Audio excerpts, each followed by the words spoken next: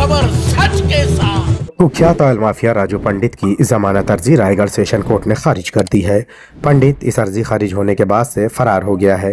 यही नहीं, रायगढ़ पुलिस भी पंडित को गिरफ्तार करने में लाचार साबित हो रही है, क्योंकि पंडित को जमीन खा गई या आसमान निगल गया, इस बारे में पुलिस के पास कोई जवाब नहीं है।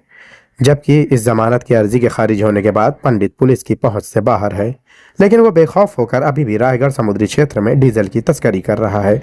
पंडित के खिलाफ नवी मुंबई रायगढ़ में दर्जनों केस दर्ज हैं। वो मौका के तहत जेल काट कर आया। जमानत पर बाहर आने के बाद पंडित ने न तो मुंबई छोड़ी, न ही डीजल तस्करी का गोरख धंधा। पंडित ने मुंबई समुद्री इलाकों को छोड़कर रायगढ़ का रुख किया और रायगढ़ में धड़ल्ले से डीजल की तस्करी कर रहा है। यही नहीं, पंडित इस तस्करी के अलावा अरब सागर में तस्करों का हाजी मस्तान बन गया। वो मुंबई और रायगढ़ के छोटे छोटे तस्करों से हर महीने लाखों करोड़ों की उगाही करता है।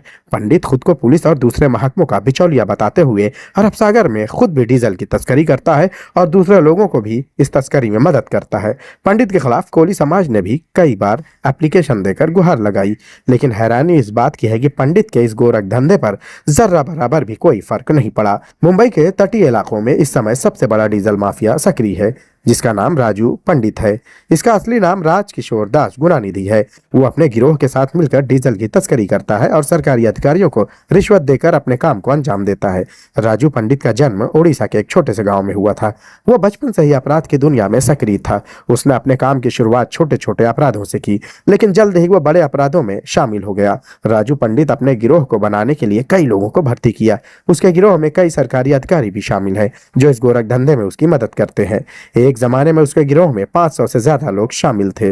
राजू पंडित का डीजल तस्करी का यह खेल और साम्राज्य बहुत बड़ा है। वो डीजल विदेशी जहाजों से चोरी करता है और फिर उसे ब्लैक मार्केट में बेचता है। इसके लिए उसने अरब सागर में सैकड़ों लोगों का जाल फैला रखा है। महाराष्ट्र के कई शहरों में पंडित तस्करी का यह तेल सप्लाई करता है।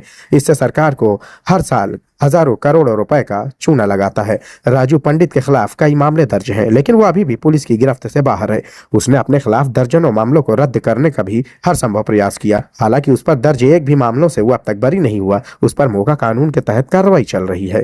राजू पंडित के खिलाफ कार्रवाई करने के लिए स्थानीय लोगों ने एक अभियान चलाया है। समुद्र तट पर बड़े कोलियों और मछुआरों ने मुंबई के काले बाजारों में डीजल तस्करी का बढ़ता नेटवर्क देख पंडित के खिलाफ अभियान चलाया, लेकिन अब तक पंडित के इस साम्राज्य को कोई खत्म नहीं कर पाया। मुंबई, जिसे भारत की आर्थिक राजधानी कहा जाता है, अपने व्यस्त बंदरगाहों और समुद्री व्यापारों के लिए मशहूर है, लेकिन इसी शहर के अंधेरे कोनों में एक अवैध व्यापार फल फूल रहा है। ये डीजल तस्करी का है। इस गोरख धंधे का सबसे बड़ा खिलाड़ी राजू पंडित है, जो अपनी चतुराई और क्रूरता के दम पर बहुत ही कम समय में मुंबई के तटीय इलाकों में डीजल माफिया का सरगना बन बैठा। राजू पंडित का जन्म भले ही उड़ीसा में हुआ हो, वह मुंबई के एक छोटी झुग्गी झोपड़ी में रहता था। गरीबी में पला बढ़ा राजू बचपन से ही जुर्म की दुनिया की ओर आकर्षित था। शुरुआत में वो स्थानीय गुंडों के लिए छोटे मोटे काम करता था, लेकिन उसका असली मकसद था पैसा और ताकत। राजू ने 90 के दशक में पेट्रोल और डीजल की चोरी करना शुरू किया, लेकिन जल्द ही उसने बंदरगाहों से बड़े खेप चुराने की योजना बनाई। राजू पंडित ने एक संगठित गिरोह तैयार किया, जिसमें बंदरगाहों पर काम करने वाले मजदूर और मछुआरे नौकरशाह शामिल हुए। विदेशी जहाजों से डीजल टैंकरों में ट्रांसफर करते समय हजारों लीटर डीजल चोरी कर लिया जाता है। स्थानीय पुलिस और सरकारी एजेंसियों को मोटी रकम दी जाती है, जिससे वो इस गोरख धंधे पर आंख मूंदे रहते हैं। चोरी किया गया यह डीजल छोटे ट्रकों, फैक्ट्रियों और गांवों में सस्ते दाम पर बेचा जाता है, जिससे सरकारी तेल कंपनियों को करोड़ों का नुकसान होता है।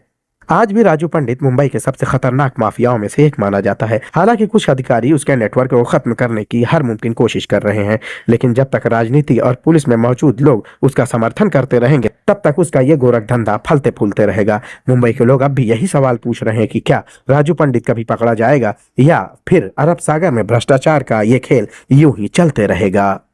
शाहिद अंसारी, मुंबई टीवी, मुंबई।